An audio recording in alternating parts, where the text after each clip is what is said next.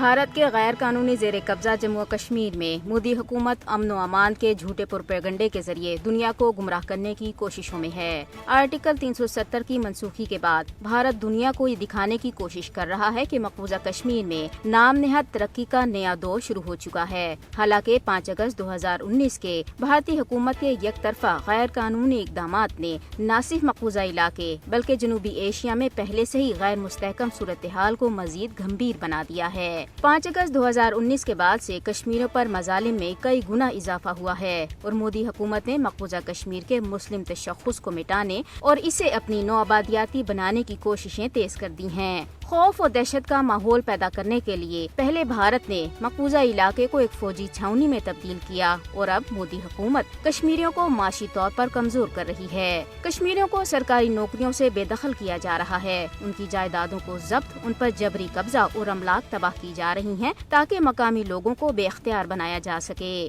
مقبوضہ کشمیر کے اطراف و اکناف سے بھارتی فوجیوں کے ہاتھوں قتل و غارت، تشدد، گرفتاریوں اور اغوا کی دل دہلا دینے والی کہانیاں باقاعدگی سے سامنے آ رہی ہیں، جن کو چھپانے کے لیے میڈیا پر سخت پابندی ہے اور سچ بولنے کی پاداش میں کشمیری صحافیوں کو ہراساں کیا جا رہا ہے۔ مقبوضہ علاقے میں کشمیریوں کے بنیادی انسانی حقوق پامال کیے جا رہے ہیں اور ان کا کوئی پرسان حال نہیں۔ کشمیریوں کو بندوق کی نوک پر خاموش کروا کے امن و ترقی کا راگ الاپنے والی مودی حکومت اپنی پروپیگنڈا مہم کے ذریعے مقبوضہ جموں و کشمیر کی متنازع حیثیت کو تبدیل نہیں کر سکتی۔ تنازع کشمیر کے حل اور خطے میں امن کی راہ میں بھارتی ہٹ دھرمی ہی واحد رکاوٹ ہے۔ خطے میں دیر پا امن اس وقت تک ممکن نہیں ہے جب تک تنازع کشمیر کشمیریوں کی امنگوں کے مطابق حل نہیں ہو جاتا۔ کشمیریوں کے جذبہ آزادی کو فوجی طاقت کے ذریعے دبایا نہیں جا سکتا۔ کشمیری عوام کی بھرپور مزاحمت مقبوضہ علاقے میں بھارتی مذموم عزائم کو ناکام بنا کر رہے گی۔